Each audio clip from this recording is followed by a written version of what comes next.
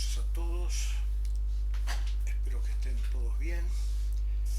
Vamos a ver esta noche la cuestión relacionada con la impugnación de las decisiones asamblearias y vamos a ver la totalidad de este concepto, adelantándoles que este mismo procedimiento de impugnación asamblearia sirve y es aplicado para las decisiones tomadas por el órgano de administración, es decir, por el directorio. Nosotros hemos visto que para lograr una decisión válida en una sociedad anónima había que seguir un procedimiento, había que seguir una cantidad de cumplimientos de normas específicas que vienen a garantizar el derecho de los accionistas e inclusive de terceros en muchos casos. Les recuerdo que lo primero era que tenía que haber una convocatoria válida y esa convocatoria tenía que ser hecha por quien tenía facultades de hacerlo, que es el directorio o el síndico en los supuestos que hemos visto, o el juez y el organismo de contralor, en este caso la IGJ, en los casos que también hemos visto, estos dos últimos relacionados con la facultad que tienen los accionistas que poseen más del 5% del capital social de solicitar una asamblea tanto ordinaria como extraordinaria y que debe la sociedad realizarla dentro de los 40 días. También hemos dicho que la cuestión relacionada con la autoconvocatoria impuesta por el nuevo Código Civil y Comercial que exige que la autoconvocatoria es posible siempre y cuando se encuentre presente el 100% del capital social, es decir, acciones con derecho a voto y acciones sin derecho a voto, y que el orden del día sea aprobado por unanimidad. Eso solamente para recordarle, porque me recuerdo que hemos tratado bastante puntualmente estas cuestiones. La segunda cuestión era el orden del día. El orden del día es importantísimo. No puedo yo convocar una asamblea sin decirle de qué vamos a hablar, de qué vamos a tratar y qué vamos a votar. En consecuencia, ¿no es cierto?, es muy importante el orden del día y fundamental. Tercero, teníamos el tema de la publicidad. La ley 19550 establece el sistema de edictos y los edictos que tienen que ser publicados por 5 días en el boletín oficial y con una anticipación de 10 días antes de la asamblea y sin contar ese día, y no más de 30 días. También lo hemos dicho, esto se trata de no sorprender al accionista con una asamblea para realizar mañana o para una asamblea para realizar de aquí 5 años, 10 años. Entonces le dice, no señor, usted tiene estas cuestiones que cumplir con estos requisitos. Después teníamos el tema del quórum, que tenía dos variables que determinaban el quórum. Por un lado, el tipo de asamblea, la ordinaria, que es la asamblea que trata las cuestiones del día a día para el cumplimiento del objeto social, y las extraordinarias que realizan modificaciones del estatuto societario, es decir, del acuerdo originario entre los socios, al que se incorpora un tercero, se lo tiene también por aprobado, por aceptarlo en los términos que le hicieron en la Asamblea Constitutiva. Ahora bien, luego de la existencia de quórum, la otra variable es si es en primera o segunda convocatoria, que para que exista segunda convocatoria tiene que haber sido incluida en el directorio en la convocatoria. Es decir, tiene que decir que normalmente se pone de que para el caso de que no se logre quórum en primera convocatoria, sesionará una hora después en segunda convocatoria. Les advierto que para las acciones que cotizan en bolsa no se puede hacer el mismo día. En cambio, sí, como ya lo hemos señalado también, se puede realizar con una hora de anticipación las sociedades comúnmente denominadas cerradas.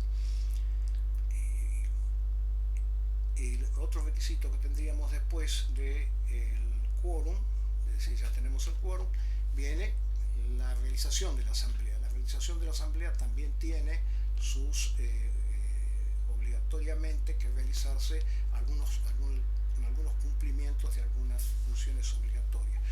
ser, por ejemplo, la cuestión de poder debatir los temas a tratar, que es una manera de ejecutar el derecho de voz, que es una de las partes que comprenden los derechos de información del socio, conforme oportunamente lo hablamos. Esta es la deliberación. Por otra parte, teníamos después de la deliberación la votación,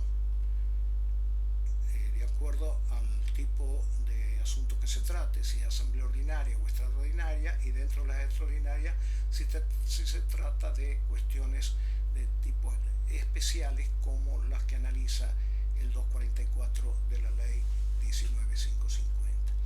Y después viene el acta, que el directorio tiene 5 días posteriores a la finalización para elaborar el acta, que firmen los accionistas que han sido elegidos para suscribir la misma, que tienen que ser 2, y todos los directores y síndicos, en el caso de existir, tienen que estar presentes y firmar la correspondiente acta.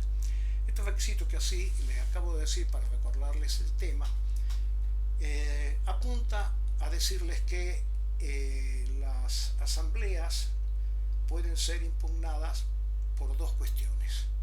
Pueden ser impugnadas por cuestiones de forma, no se ha cumplido, por ejemplo, el quórum, o no se ha cumplido con la deliberación.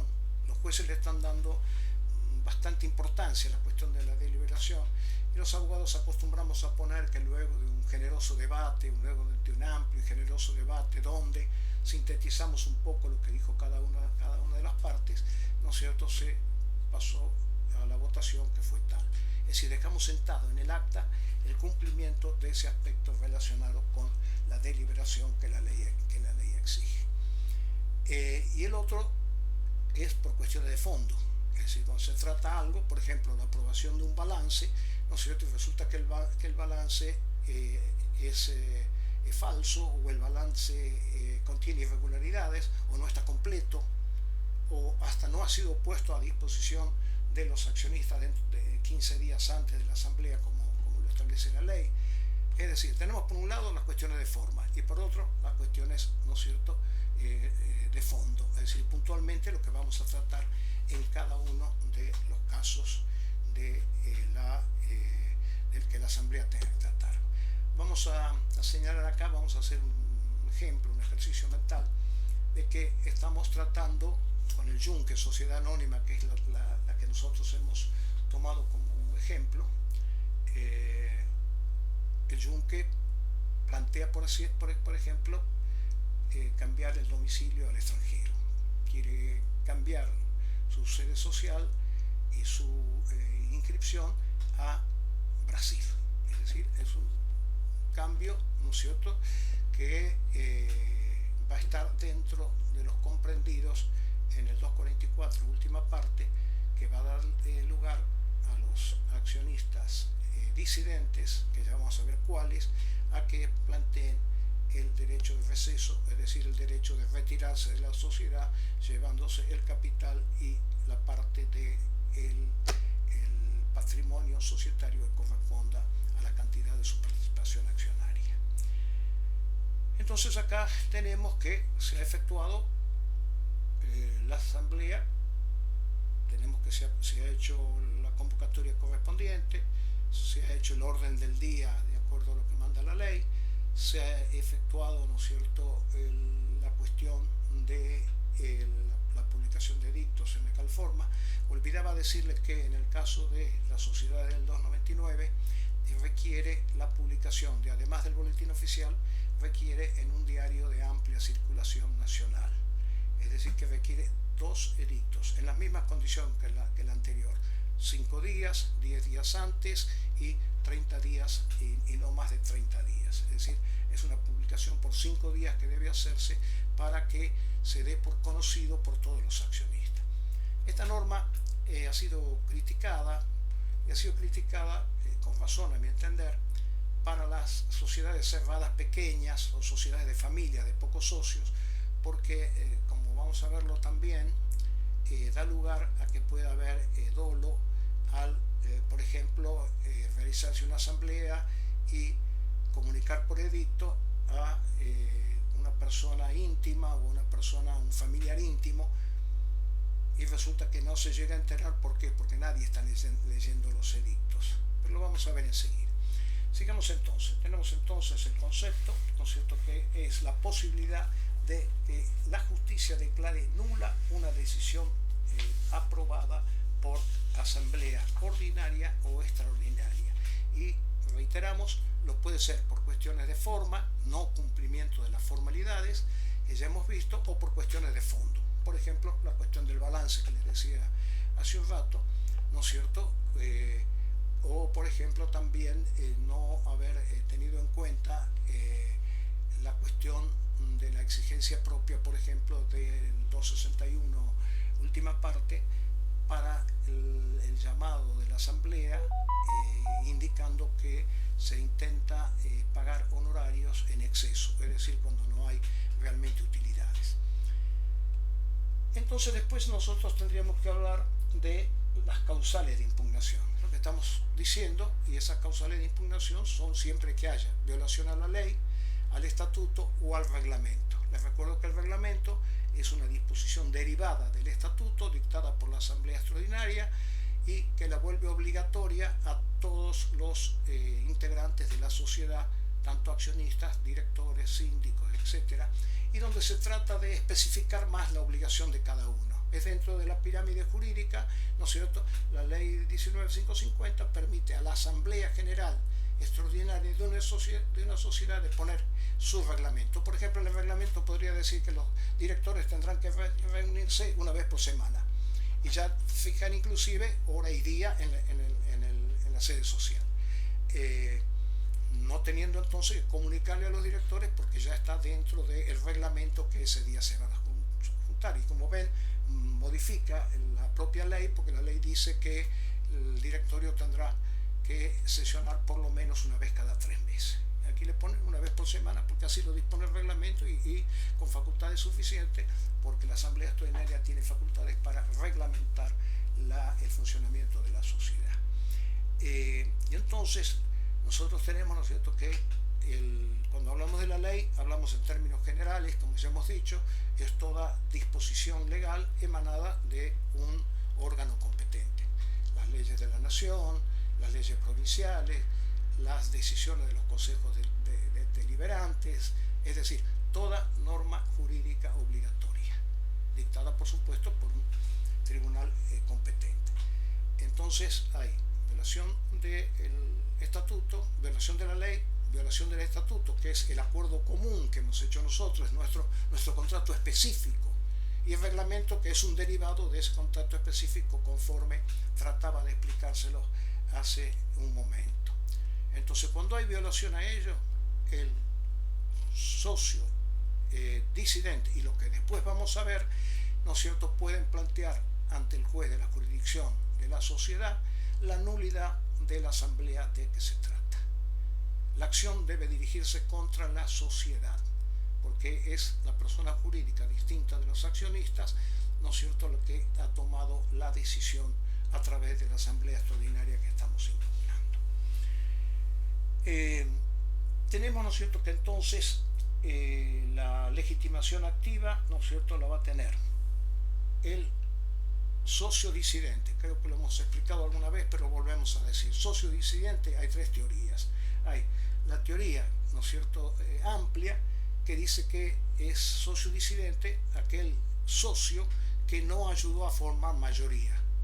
Y ahí entonces se comprende al que votó en contra, se encuentra el que se abstuvo, no ayudó a formar mayoría, desde luego, se abstuvo y no ayudó, y el que estuvo ausente. Esa es la teoría amplia. En realidad hay quienes critican, ¿no es cierto?, que se les quite el voto al que se ha abstenido, porque a veces, sobre todo en las sociedades familiares, se encuentran muy presionados a votar en contra o a estar ausente. Pero lo cierto es que la ley así lo dispone, y me parece, ¿no es cierto?, que la norma es obligatoria y no hay una interpretación que pueda modificar ese principio. Porque ya vamos a ver cuál es el sistema que actúa, que se adecua a nuestra ley. Tenemos entonces la teoría amplia, señores, el que votó en contra, el que se abstuvo de votar y el que estaba ausente. En la otra punta tenemos la teoría restrictiva. La teoría restrictiva dice, señor, únicamente es disidente aquel que votó en contra. ¿Por qué? Porque fue el único que hizo un acto de acción para tratar de impedir la sanción de la norma. Y entonces el único que sería disidente sería voto en contra. Y una teoría intermedia que dice que es disidente el que votó en contra o no estuvo en posibilidades de votar, es decir, el ausente. Entonces, en la teoría amplia vota, es disidente el que votó en contra, el que se abstuvo y el que estaba ausente. En la teoría restringida solamente el que votó en contra, porque es una acción positiva para tratar de que no se apruebe la cuestión que está en tratamiento. Y la teoría intermedia dice el que votó en contra y el que no estuvo en posibilidades de hacerlo, que es el que se encuentra ausente. Ojo que la ausencia tiene que demostrar el que impugna que estuvo ausente, que era socio al momento de celebrarse la asamblea, lo cual hoy es absolutamente sencillo por la nominatividad de las acciones. Hoy surge del libro de registro de acciones quiénes son las accionistas. Pero para tener derecho tiene que haber sido socio en el momento de celebración de la asamblea. ¿Cuáles de estos sistemas es el que toma la ley? Yo les diría que en principio toma el intermedio. El intermedio, ¿no es cierto?, que ya hemos dicho, es aquel que votó en contra, ¿no es cierto?, y el que votó, ¿no es cierto?, y el que estuvo ausente. Pero ojo, porque por ejemplo, en el artículo 160, creo, cuando trata de las SRL, cuando se trata de cuestiones, ¿no es cierto?, que sean especiales, es decir, como la del 244, última parte, o que creen mayores obligaciones a los accionistas, a los socios de la sociedad responsable limitada, elige el voto en contra, es decir, que se va por la teoría negativa. Lo mismo va a ocurrir también en el caso de las sociedades personales, que salvo una disposición contraria en el estatuto, para ese tipo de decisiones que yo acostumbro a llamar que patean el tablero, es decir, que causan un profundo daño, ¿no es cierto?, a los socios, que modifican en forma profunda el acuerdo originario. En esos casos también, en las sociedades personalistas o de personas, se exige que haya unanimidad, salvo que el estatuto establezca otra cuestión. En la SRL, recuérdense, para este tipo de cuestiones tiene el requisito de una mayoría, es decir, que no puede ser menor de la mayoría absoluta, es decir, el 51% o 50 más 1 de las cuotas sociales, y además de tener eso, cuando uno solo tiene esa mayoría, ¿no es cierto?, necesita el voto de otro de los socios. Se discute sobre si el voto tiene que ser a favor o puede ser en contra, que es lo que la ley persigue. Yo particularmente creo que la ley lo que persigue, ¿no es cierto?, es que el voto sea adhesivo al voto mayoritario. Aunque el doctor Vítolo, en su manual y en otros libros, por supuesto, ha planteado una cuestión que me deja en duda, que es que si vota a favor el socio, cuando son dos socios, el que vota a favor resulta que no tendría derecho de receso. Entonces eso perjudicaría muy mucho a la situación de sociedades de dos socios. Pues fíjense que con no asistir a la reunión social que convoca para tratar esta cuestión de temas extraordinarios, especiales, ¿no es cierto?, con no concurrir no tiene quórum suficiente o voto suficiente como para hacer aprobar. Entonces necesita de esta cuestión. El doctor Víctor lo dice, señor, la única acción que le quedaría es demostrar que no asiste y pedir la exclusión de socio, que es un largo procedimiento que lo tiene establecido, ¿no es cierto?, la ley. Por eso yo siempre le suelo decir, y así he tratado de actuar en las distintas asambleas o reuniones de socios que he concurrido, de votar en contra y dejar perfectamente sentado mi voto, si es posible fundándolo en lo posible, para no tener que estar meditando si no caigo en alguna excepción, si no, directamente con el voto en contra estoy absolutamente tranquilo, porque en cualquiera de los casos me otorga el derecho de receso y me otorga el derecho de impugnación en su caso, cosas que no pueden caminar conjuntamente. No puedo ir por el receso y ir por la impugnación, porque si voy por la impugnación quiere decir que estoy invalidando el acto por cuestiones formales o de fondo. Bien, tenemos entonces que la legitimación pasiva, ¿no es cierto?, está dada contra la sociedad. Y ya sabemos, el juez es el juez en lo comercial, en caso de Cava, el juez en lo comercial, siempre que el domicilio social esté en Cava. Si el domicilio social está en Tucumán, es en Tucumán, y si está en Córdoba, etc.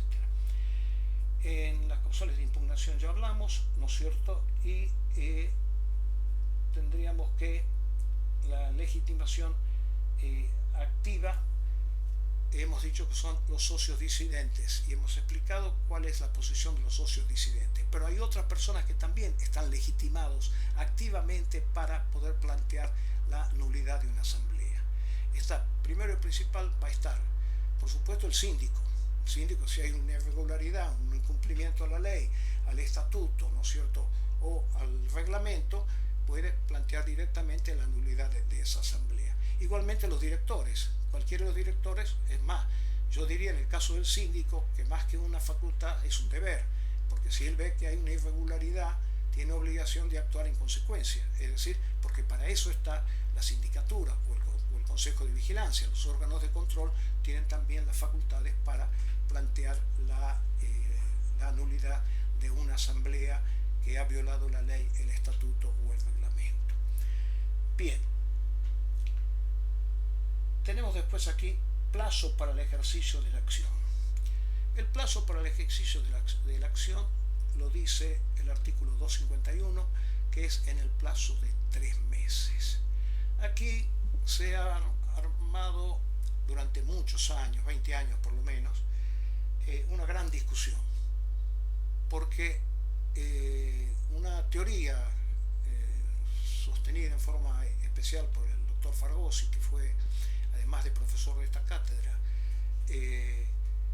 titular de esta cátedra, fue uno de los redactores de la ley 19550, que él señala que el sistema de nulidades de la ley de sociedades, es decir, el artículo 251 y subsiguiente, ha sido un sistema cerrado que ha creado la ley, ¿no es cierto?, totalmente distinto de las nulidades del Código Civil.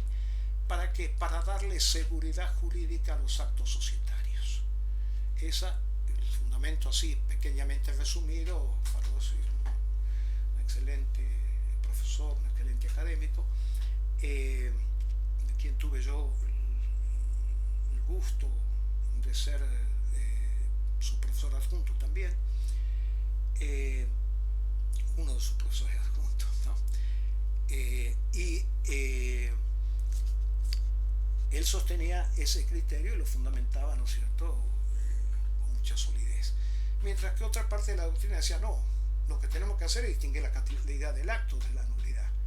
Si es una nulidad, como están divididas las nulidades en el Código Civil, inclusive en el Código actual, como enseguida lo voy a señalar, tenemos que hay nulidades absolutas y nulidades relativas.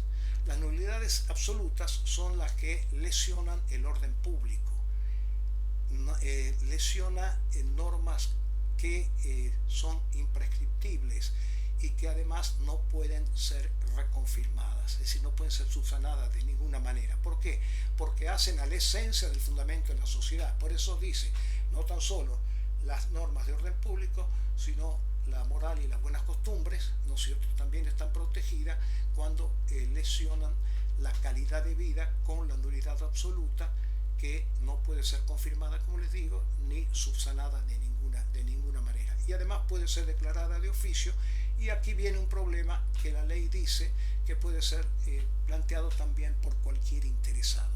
Es decir, que nos estaría abriendo el panorama cuando hablábamos de legitimación activa y habíamos puesto, lo reitero, a la accionista disidente en los términos que hemos hablado, habíamos puesto a los directores, ¿no es cierto?, habíamos puesto a los síndicos, al consejo de vigilancia, y ahora aquí nos hable a cualquier interesado. Eso todavía no hay un criterio exacto, más con el criterio de la interpretación de la ley, donde da primero la interpretación dentro del contexto de las leyes especiales, y después recién en segundo o tercer término vienen las disposiciones, ¿no es cierto?, de los códigos, el Código Civil y Comercial en su caso. Así que les dejo esto planteado para su conocimiento. Yo creo que no es posible cualquier interesado, sino que hay que estar a las disposiciones expresas de la ley de sociedades. Pero volvamos a la cuestión en sí. Uno dice, señores, todas tienen que plantearse en 3 meses. Posición del doctor Fargosi. ¿Por qué? Porque el sistema de nulidad es un sistema específico y cerrado para la ley de sociedades. Otro dice, no, señores, 3 meses tienen que plantearse aquellas nulidades, ¿no es cierto?, que no son absolutas. Cuando son absolutas, ¿no es cierto?, el plazo de 3 meses cae. Y hay un fallo que es señero, que es un leader case, que es el tema de Albrecht con Cacique Camping. Les cuento, y además les recomiendo que lo lean porque se aprende mucho ciertamente de ese fallo. Además no era el primero, pues ha sido el que más ha movilizado a la orientación de que cuando son nulidades absolutas no es obligatorio el plazo de 3 meses. Les cuento, voy a tratar de ser lo más corto posible para que ustedes lo entiendan cómo es la cuestión. Había un padre, si tienen un papel pongan A, que con un hermano B habían hecho una empresa que se llamaba Cacique Camping. Resulta cuando las personas nos vamos volviendo grandes, queremos dejar las cosas arregladas para el día que nos moramos. Entonces, como todos los padres, estos también, ¿qué hicieron? A creo que tenía 3 hijos, 4, pero tomemos que sean 3. Y B también creo que B tenía 2 o 3 también. Lo importante es que en este ejemplo ambos se ponen de acuerdo y le donan a sus hijos las acciones, pero reteniendo ellos el derecho de los derechos políticos y los derechos patrimoniales. Pero resulta que uno de los hijos de A decide que trabajaba en la empresa. A tenía una hija, mujer, que no trabajaba en la empresa, era la única que no trabajaba. Todos los demás hijos, tanto los de A como los de B, trabajaban dentro de la empresa Cacique Camping. Resulta que uno de los hijos que trabajaba en la empresa decide irse para estudiar para cura, para el sacerdocio, y abandona la empresa. Y la hija le dijo que nunca trabajó. Al parecer, yo me imagino, el padre A empieza a arrepentirse de haber donado las acciones. Pero si esta empresa la hemos hecho codo a codo con mi hermano y también con el trabajo de los hijos, porque resulta que van a tener, si él se dividía en 3 el 50%, un 16,5, va a tener cada uno, ¿no es cierto?, de estas dos accionistas que le doné las acciones, la hija mujer y el hijo que se fue a cura, no trabajan en la empresa porque van a tener ese derecho. Y al parecer, me imagino yo, se encontró con un abogado civilista y le dijo, mira, no te quedes tranquilo, esto se soluciona fácil, vamos a pedir, ¿no es cierto?, la revocación de la donación. Y efectivamente van y presentan en la justicia civil la revocación de la donación. Les advierto, y seguramente ustedes ya lo saben, revocar un acto de donación es una acción muy estricta. Tiene que haber causales tan grandes como, por ejemplo, haber tratado de amenazar o de herir al donante, ¿no es cierto?, y en el caso de los familiares al padre, todas esas cosas. Y por supuesto lo pierde, el juicio dura 3, 4, 5 años, lo pierde, la Cámara confirma. Y el A, que tenía la esperanza de esa manera cumplir con lo que él creía que era su obligación moral, que era el que trabaja en la empresa es el que la trabaja, ¿no? Cuando muchas veces no es así. Uno puede ser accionista en una empresa y no trabajar en la misma, Pero acá el padre estaba encaprichado que haya equidad de trabajo y de preocupación por la empresa para ser los titulares de dichas acciones. Me supongo también yo que después se encuentra con un comercialista. Comercialista, qué situación, esto es una situación ciertamente difícil, pero tenemos la manera de hacer. No tenemos la manera de hacer de sacarlos totalmente de socios, pero sí tenemos la manera de volverlos insignificantes. Es decir, que tengan un porcentaje de acciones que no tengan derecho a nada. Recuerden ustedes que las tres cantidades o proporción de acciones que tienen que tener siempre presente son el 2%, el derecho de información en caso de haber síndico, que tienen los accionistas, tienen que tener un mínimo del 2%. El 5% tienen que tener o juntarse con alguien para tener el 5% para pedir una asamblea ordinaria o extraordinaria que debe celebrarse dentro de los 40 días, como creo que lo dijimos, y el 10% para poder plantear investigaciones y denuncias en la Inspección General de Justicia. Son los tres porcentajes que ustedes tienen que tener claro. Entonces, se lo dejamos con menos del 2% y no tienen derecho a nada, es una cosa que los diluimos totalmente. ¿Y cómo es eso? Eso se hace mediante un aumento de capital, le explico.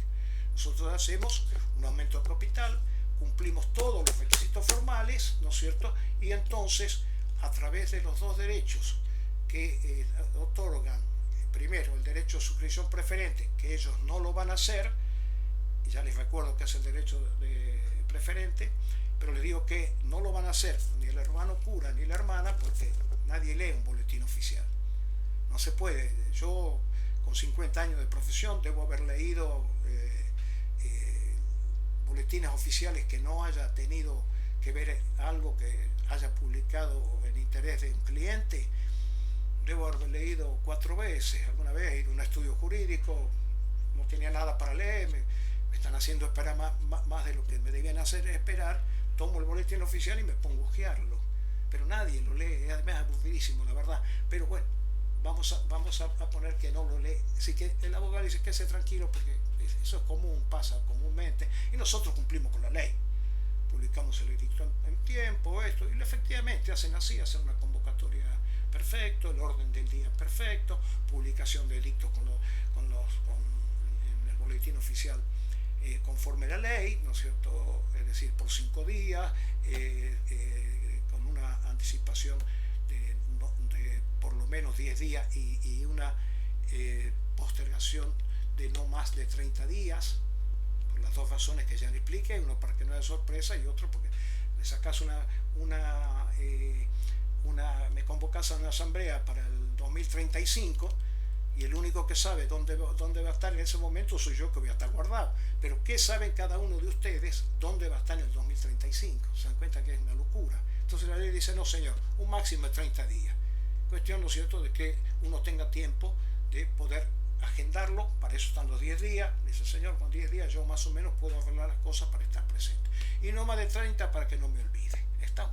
Bueno, lo hacen perfecto, llaman a la asamblea, aumento de capital, y aumento de capital, creo que la empresa estaba en 12.000 pesos, le pongamos, y la llevan a 2 millones. ¿No? Las cifras son arbitrarias, no son exactamente, leanlo como pretendo que lean y entusiasmarlo para que lo lean al fallo, y ahí la tienen todo bien clarito en la realidad. El hecho es que se pone, efectivamente, se ponen los dos accionistas para firmar el acta, ¿no es cierto? Se fija la fecha, el hora, el lugar, todo, se avisa que hay que avisar, con 3 días de anticipación hay que avisar la asistencia a asamblea, por supuesto, tanto los accionistas de A como los de B, salvo el cura, el que es estudiante para cura, y la mujercita, ¿no es cierto?, que ni se enteran, ni van los otros si tenían quórum suficiente, porque recuerden que B tenía el 50%, más la parte del 16, si eran 3 hijos, era del 16 y pico, por el 50% de A dividido en 3.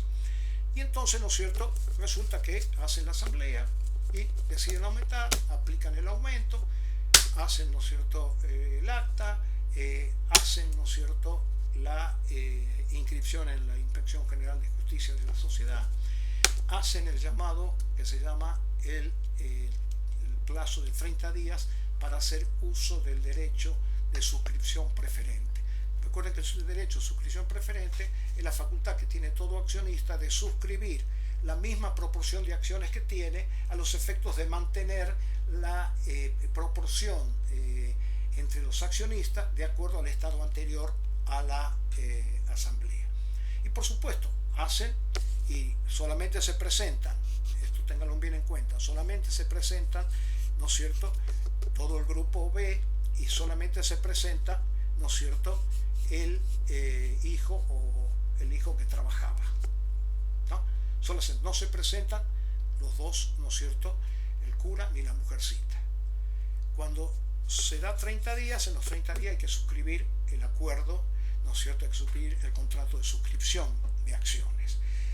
Y si no hay alguno que en 30 días no hace uso de ese derecho de suscripción preferente, se pasa a un siguiente paso, que para mí hay que hacer publicación de edictos también, otorgando para mí también 30 días, la ley no dice nada al respecto, del derecho de acrecer. ¿Y qué es el derecho de acrecer? Que los otros socios que han participado y han hecho uso del derecho de suscripción preferente van a tomar, de acuerdo a su posición accionaria, las otras acciones. Es decir, van a tomar y poner el dinero, por supuesto, correspondiente a los accionistas, ¿no es cierto?, del cura y de la mujercita. De manera que, al haber ellos tomado la parte que se ausente, que se va arriba en las proporciones, ¿no es cierto?, y los deja al cura y a la hermana, los deja con el 0,35, una cosa así, con el 0, menos del 2% de que ya les digo. Pero lo curioso es que los que acrecen, es decir, los que van a comprar las acciones del cura y la mujer, son solamente el del grupo A, no va el del B, que también tenía derecho. Lo normal en una sociedad que el B hubiera dicho, yo quiero la participación del 50% de que no se ha puesto, porque el 50% es lo que tiene mi grupo. ¿Me explico? Entonces, está clarito que aquí lo que se hacía era todo para ¿qué? Para favorecer al hijo trabajador que estaba dentro de la empresa, despojando de los derechos al cura y a la mujer. El cura se le ocurre volver, y vuelve como el año y medio, y quiere ir a la empresa, quiere entrar, y le dice, ¿quién es usted? No, que yo soy accionista y tengo el 16% de las acciones. ¿Qué? No, escúcheme, usted tiene, creo que el 0,25, una cosa así, pero ni lo dejan entrar. Entonces se va y se ve un abogado. Y el abogado dice, bueno, yo voy a plantear, ¿no es cierto?, conociendo, por supuesto, el abogado hace una buena demanda. Yo no le he visto la demanda, sino la conozco a través de la lectura del fallo, como lo van a conocer ustedes. Pero va y lo plantea perfectamente, plantea 2,51, plantea todo, dice, señor, estos tres meses no puede ser, porque hay una nulidad, ¿no es cierto?, absoluta. ¿Cuál era la nulidad absoluta? Que era esta forma, era una manera de violar la legítima.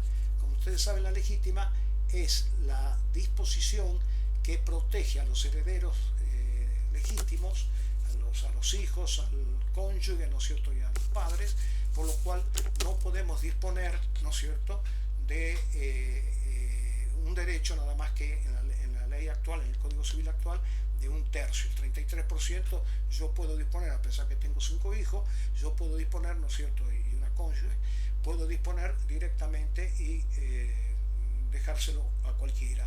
Es decir, lo pongo, ¿no es cierto?, dentro de un testamento y le doy a cualquiera, es decir, 33%. La ley antes era el 20%, en la ley, el Código Civil anterior. Para mí es un error desproteger a los hijos, ¿no es cierto?, que uno es responsable de traer al mundo, pero bueno, la ley así lo ha entendido y le ha dado estas facultades. En la época que es este fallo es el 80 y algo, 86 creo que es más o menos, ¿no? Entonces, que en esa época era la protección que tenía que tener. Entonces está violando normas de orden público, ¿no es cierto? Entonces es nulo, de nulidad absoluta. Plantea, pero le toca a un juez ortodoxo. El juez de primera instancia se hace la prueba, se demuestra todo, demuestran que había habido el juicio que les dije antes, de revocación de donación, muestran el abogado muestra el resultado y ya buscaba achicarlo de aquella forma. Como no pudo sacarlo de la sociedad, inventó este sistema. Es decir, que mostraba un elemento más. Y después voy a sorprenderlos con un elemento que la Cámara lo señala en ese momento, y yo lo voy a hacer también en el momento en que se dicte la sentencia, se dicte el resultado, agregándole un elemento que es muy importante también. Pero el juez de primera instancia dice: yo estoy aquí en un positivismo absoluto, ¿no es cierto? Dice: yo estoy aquí para cumplir la ley. La ley me dice que 3 meses. No me hace distinción si es nula, nulidad, si esto, si lo otro. Seguramente estaba con la teoría de Fargosi, que ya le hemos dicho, es decir, que constituía un sistema de nulidades, ¿no es cierto?, como un sistema cerrado propiamente para defender la seguridad de los actos societarios. Seguramente no, era la opinión. No puede quedar abierto un acto societario, ¿no es cierto?, para seguridad de los terceros y para seguridad de la propia economía.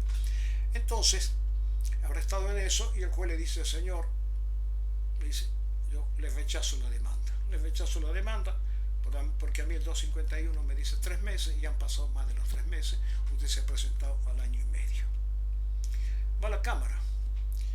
Y en la Cámara tiene la suerte que le toca el juez Alberti. Alberti era un juez a quien yo tuve el gusto de conocer, de un pensamiento profundo, de una lectura, les diría, de preocupación. Y él empieza a estudiar la cuestión, empieza a mirar todos los antecedentes, la prueba y todo lo demás, y comienza su voto, porque tiene el primer voto, le toca a él por sorteo. Lo primero que dice: el juez tiene razón. El juez tiene razón. Lo que ha hecho el juez es lo correcto. Es decir, rechazar la demanda basado en la aplicación del artículo 251 de la Ley de Sociedades. Tiene razón, dice.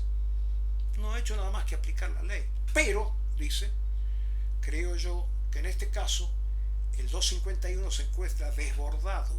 El 251 queda chico. La ley especial tiene que dejarse de lado, tiene que exorbitarse las normas del 251 y pasar a un sistema más general como el Código Civil. Y en el Código Civil se distingue entre nulidades, entre nulo, ¿no es cierto?, y anulable.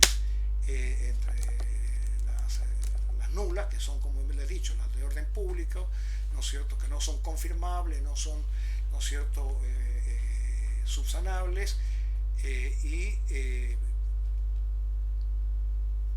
son aquellas normas que protegen la convivencia social.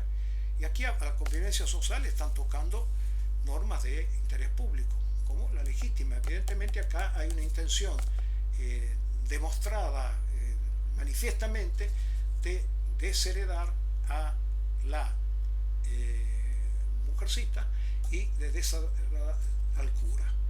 La razón, como ya les dije, que el padre, seguramente con su mente cerrada al trabajo, de esos, me supongo, me supongo, de esos padres, dice: no, aquí el trabajo, ¿no?, poniendo por encima de las relaciones y obligaciones filiales, y pasando por encima la ley. Entonces el juez dice: señor, para mí este es un acto, ¿no es cierto?, que está contemplado dentro del Código Civil. No me acuerdo el artículo, era el 900 y algo, que como lo tenía como objetos prohibidos, ¿no es cierto?, y tenía como la nulidad absoluta. Y la nulidad absoluta, ¿no es cierto?, para los actos nulos de ese tipo, el juez toma y lo declara un acto que tenía la prescripción de 2 años. Entonces no estaba prescripto. Entonces directamente, ¿no es cierto?, él hace lugar, basado en la norma del Código Civil, una norma general más amplia, ¿no es cierto?, y declara nula la asamblea. Porque además había 2 cuestiones que habían sido puestas en la demanda, pero que no habían conmovido al juez. Una, que se demuestra que el aumento de capital era un capital ficticio. ¿Por qué? Porque la asamblea creo que se hace en el mes de mayo. Y en el mes de agosto, 3 meses, 4 meses después, vienen y hacen otras asambleas.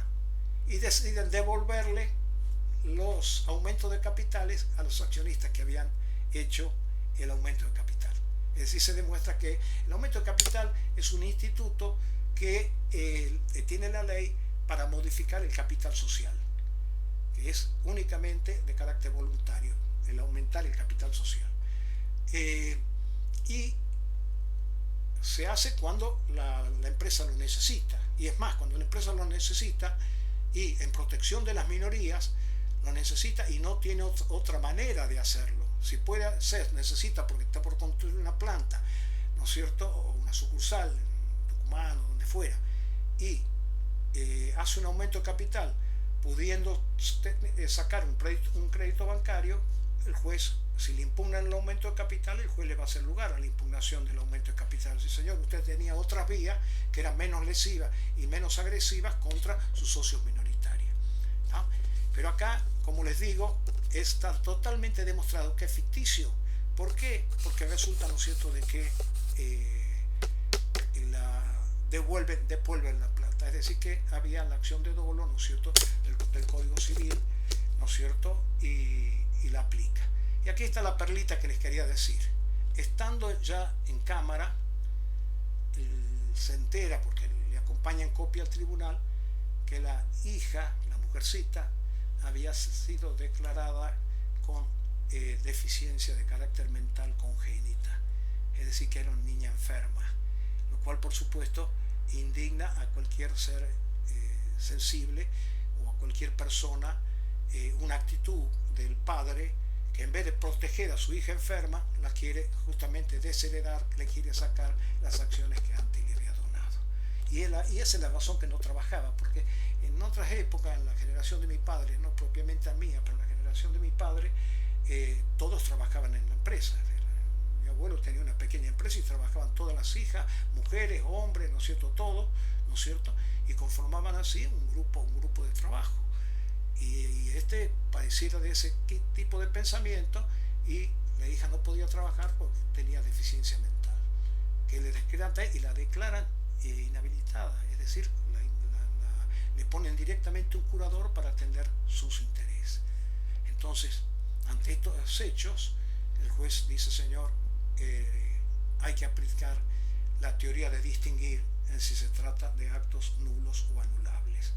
Si es un acto anulable, sí tiene que ser dentro de los 3 meses. ¿Qué es un acto anulable? El que la ley protege cuando se trata del interés particular de una persona. ¿Me explico? En cambio, es absoluta cuando está en juego el orden público, las buenas costumbres, ¿no es cierto?, o la moral, como reza el artículo 387 del Código Civil y Comercial de la Nación. ¿Me han comprendido? Es decir, que acá la cuestión de los 3 meses, yo me inclino por la posición que ya está prácticamente definida, digamos, porque estoy hablando de un fallo del año 86, según me parece recordar, y estamos en el 2020, y los fallos ya se repiten aplicando este concepto. Cuando hay nulidad absoluta, el plazo, ¿no es cierto?, no es el de 3 meses. Así después se dieron una cantidad de fallos, siguiendo este criterio y esto que les digo.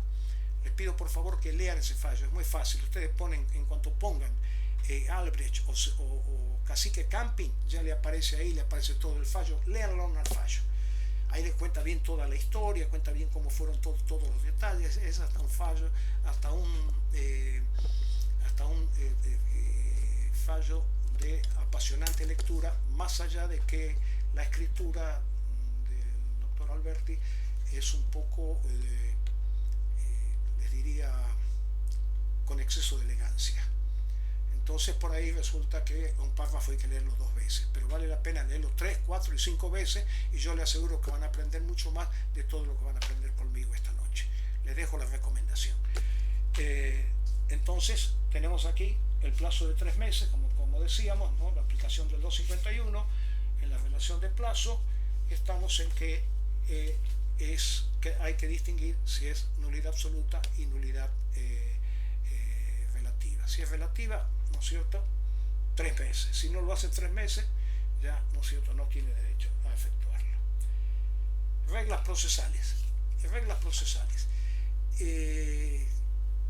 Se presentó la demanda del cura, presentó la demanda de la nulidad, y viene el abogado y va la demanda a un juzgado.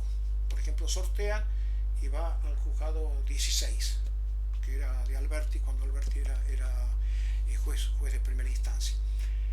Y la hermana también hace un juicio y va al juzgado 20, secretaría 40. La ley, para que no haya fallos contradictorios, va a querer que solamente un solo juzgado tenga las causas para resolver la cuestión. Entonces, ¿qué dice? Dice, señores, recién se va a correr traslado de la demanda vencidos los 3 meses. Entonces, vencidos los 3 meses, le llega cualquiera la primera notificación que le llega, se presenta a la sociedad Albrecht a través de su Cacique Camping, a través de su abogado, y contesta la demanda, ¿no? Pero cuando le llega, ¿no es cierto?, otra demanda, tiene obligación de decir dónde está la primera demanda que le llegó. Cuando le llega la hermana de la demanda, la demanda de la hermana, que ha ido al juzgado 20, según decíamos, secretaría 40, el contestar la demanda tiene obligación de decir, señor juez, hago saber que hay una demanda por idéntico concepto, impugnación de la asamblea tal, en el juzgado número 16, secretaría 32. Entonces el juez se va a inhibir, va a ir al juzgado que previno, y el que previno es el 1632, entonces iría a ese juzgado. No quiero confundirlo, Alberti no dicta el fallo de primera instancia, dicta el fallo de segunda instancia. Me vino a la cabeza porque recordaba cuál era el juzgado en que estaba Alberti. Pero esa es la cuestión de las reglas procesales, es decir, que hay que esperar, ¿no es cierto?, los 3 meses para recién poder notificar, para dar lugar a que, con la obligación de haber recibido y contestado una nueva demanda, tiene obligación la empresa de decir si existe otra notificación anterior. Y ahí viene el tema de la competencia, es decir, se va a ordenar la acumulación de autos para ser resueltos en una misma instancia, juzgando como expedientes separados, pero el juez les va a dictar una sola sentencia en la misma instancia. ¿Para qué? Para que en este no diga una cosa y en este otro otra, sino que va a ser coherente, ¿no es cierto?, en las sentencias que va a dictar en cada uno de los juicios con el principio que adopte en uno. Bien, después tenemos acá medidas cautelares. Esto es muy importante. Esto es muy importante, pero muy importante, todo esto es muy importante. Con esto es lo que nos vamos a ganar, se van a ganar la vida usted y los abogados nos ganamos la vida en los conflictos societarios, defendiendo a las minorías que casi siempre son avasalladas por las mayorías. Más allá que también existe abuso por parte de las minorías, pero no es el momento para que tratemos eso. Esta demanda de nulidad de asamblea requiere la mediación previa. La mediación previa es que uno tiene que ir a un mediador, que existen mediadores, ¿no es cierto? Puede ir a uno que se efectúa por sorteo al momento de presentar el juicio, o directamente uno tiene un mediador amigo y lo llama y tiene que llamar a convocar a las otras partes para ver si se ponen de acuerdo. El sistema dicen, yo no puedo aprobarlo, no puedo decirle que así sea. A mí yo he arreglado muy pocas cosas en las mediaciones. Dicen que camina bien, que le ha achicado la cantidad de demandas, ¿no es cierto?, inclusive en el foro laboral, ¿no? O tal vez donde más le haya, tal vez, le digo porque la verdad que estoy hablando sin conocimiento expreso de la situación. Lo cierto es que entonces no se puede presentar la demanda ahí, y la mediación tarda más o menos entre 25 a 40 días. Entonces, ¿qué pasa? Pueden pasar muchas cosas. Entonces, ¿qué es lo que hay que tratar de obtener? Una medida precautoria, porque, por ejemplo, podría disponer de las acciones, endosarle a otra gente, a terceros de buena fe, venderle la empresa, cualquier cosa. Entonces, hay que pedir una medida precautoria. Y la medida precautoria, ¿no es cierto?, se pide como se pide cualquier medida precautoria, hasta en un documento comercial. Aquí, ¿cuál va a ser la medida precautoria? No recuerdo cuál es, pero creo que es la anotación de la litis. La anotación de la litis es que en esas acciones va a quedar anotada que está sujeta al resultado de los juicios que están ahí apuntados. Pero ese es el objetivo, que no le saquen, que no le vendan las acciones. Y puede dictarle el juez, dictando una orden de no innovar, diciendo, señor, le indico que usted no puede innovar sobre la cuestión del elenco societario de acuerdo al momento en que se encuentra actualmente. Es decir, que no puede autorizar venta, no puede autorizar hipoteca, no puede autorizar absolutamente nada, ¿tá? Y en lo otro, al anotarse, queda sujeto, o la medida de anotación de litis, que así se llama, queda sujeto al resultado del pleito, que por supuesto después en el libro de registro de acciones han tenido que poner, ha sido declarada nula la anotación tal, y volver a hacer en el registro de acciones, incorporarlo al cura y a la hija, mujercita, ¿no es cierto?, de el señor que hemos llamado A. Bien, se hace como cualquier cuestión. Mientras está tramitándose la acción, ¿no es cierto?, la mediación por la acción de nulidad de asamblea, le pido al juez, señor juez, vengo a solicitar una medida precautoria. Y en toda medida precautoria hay tres requisitos que son especiales o fundamentales y que son comunes a todas. Que son, primero, el principal, ¿no es cierto?, la verosimilitud del derecho. Es decir, tengo que mostrarle al juez que el derecho que estoy invocando tiene visos de ser acogibles. Es decir, que tiene vicios de que la sentencia salga favorable. Pero solamente visos, no vicios, visos. Es decir, que tenga la apariencia ante un juez que se pone a mirar y dice, caramba, veo esto otro, veo lo demás acá. Sí, para mí puede ser. El segundo requisito, además de la verosimilitud del derecho, ¿no es cierto?, está la cuestión relacionada con el peligro en la demora. Señor juez, peligro en la demora, hay que darle una gran cuestión. Y acá en peligro en la demora, les voy a decir también de paso, porque no nos alcanza el tiempo para expresarnos en profundidad.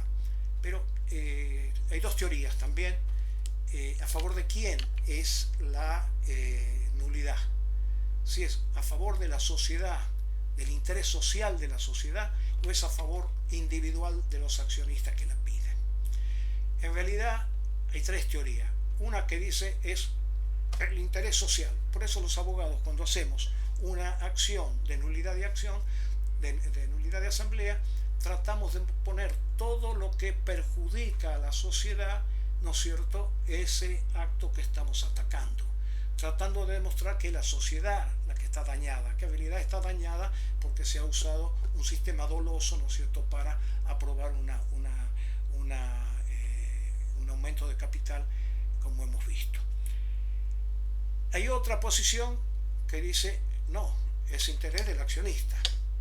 Y hay una tercera posición que dice, señor, es a la sociedad y al accionista. Es la que yo represento. Lo suelo poner como ejemplo. Si resulta que estoy planteando la nulidad en una asamblea, que el edificio de nuestra facultad, que no sé cuánto cuesta, pero supongamos que sea de la empresa el Yunque S.A., y resulta, ¿no es cierto?, de que la están vendiendo por $100.000 dólares. $100.000 vale un departamento de un ambiente, o de dos ambientes si quieren, pero no semejante hermoso edificio que tiene nuestra facultad.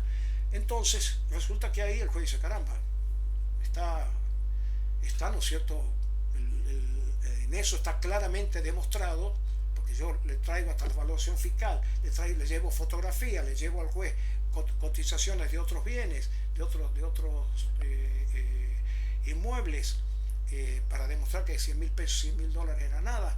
Le saco de el sistema de venta ese que tiene por internet, ¿no es cierto?, RedPro, no me acuerdo cómo es, ¿no? Y entonces le voy y le demuestro al juez, y mire, entonces el juez mira eso y dice, parece que tiene derecho, que están vendiendo a un precio más que vil. Segundo, hay un peligro, porque ya se aprobó que se venda, entonces lo pueden estar vendiendo mañana. La saqué del otro ejemplo y vengo a esto para demostrarle el peligro en la demora. Entonces el juez dice, tiene razón, hay peligro en la demora, mañana lo vendió, compra un tercero, anda a recuperar vos esa propiedad. ¿Me explico? Tendría que demostrar connivencia, esto, lo otro, sería un problema. Entonces el juez, ¿qué va a dictar? La anotación de litis, que se ponga que la venta que pueda hacerse, ¿no es cierto?, que en esto, o lo va a dictar, en el caso que tenemos, le va a dictar la suspensión, perdón, en el caso que estamos anotando, lo que se va a dictar y que estamos tratando es que el juez dicte la suspensión de los efectos de la asamblea aprobada. La suspensión de la asamblea, es decir, que el juez va a decir todos los considerandos, todo lo demás, y la parte resolutiva va a resolver, suspéndase, ¿no es cierto?, los actos aprobados en la asamblea de fecha tal hasta la finalización de este proceso, hasta la tramitación del mismo. Y se notifica, casi siempre el juez ordena notificar por oficio, sacamos el oficio y nos vamos rápidamente a presentarlo, ¿no es cierto?, a la empresa que nos ponga el sello de recibido, porque a partir de ese momento no vale nada la asamblea que se ha aprobado. ¿Me expliqué? Es decir, pero además, para la medida precautoria aquí la ley exige dos requisitos más. Bueno, el primero, por supuesto, quien lo plantea es el accionista. Tiene que demostrar que es accionista. Mire, yo soy accionista, o era accionista, o soy accionista, ¿no?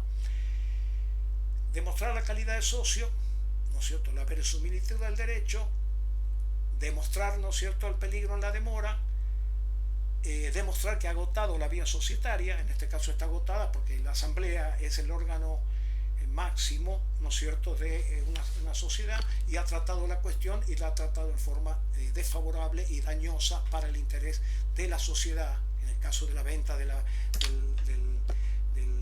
edificio que le planteaba recién como ejemplo, está clarito, y está clarito que también afecta el derecho de cada accionista, pues si yo soy accionista del Yunque S.A., que era dueña del edificio de la facultad, y ahora resulta que lo cambiamos por $100.000, no solo se perjudicó a la sociedad, sino que me ha perjudicado a mí como socio. De allí la teoría de que en realidad es a los dos a quien va, no solo el interés social de la sociedad, sino el interés particular del socio.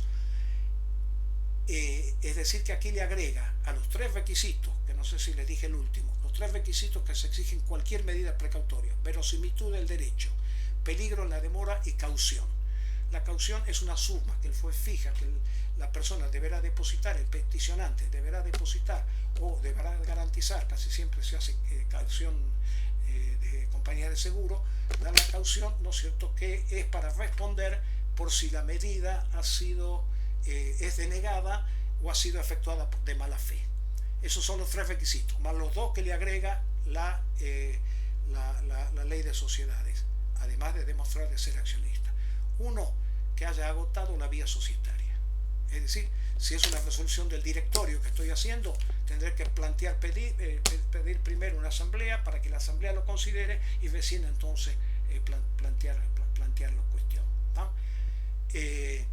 Y después, ¿no es cierto?, me va a exigir el tema de la demostración de accionista. Sí, bien, vamos a seguir. Esto es la macana, y a mí me perjudica mucho el hecho de no poder que me hagan preguntas, porque eso me va haciendo tener la posibilidad de explicarlo nuevamente si no he sido claro. Pero bueno, hay que acostumbrarse. Bien, estábamos en medida cautelar, suspensión de actos asamblearios, que le acabo de explicar. El juez ordena: señor, esa asamblea usted no haga de cuenta que no existe, porque no puede servirse de ella para nada. ¿Me explico? La deja en suspenso. No la anula, porque para anular tiene que hacerse todo el juicio. ¿Me explico? Que recién estamos empezándola. Un juicio de asamblea, ¿no es cierto?, de nulidad de asamblea, puede tardar 3 años. Ahora con el sistema, ¿no es cierto?, que parece que va a ser integral, el sistema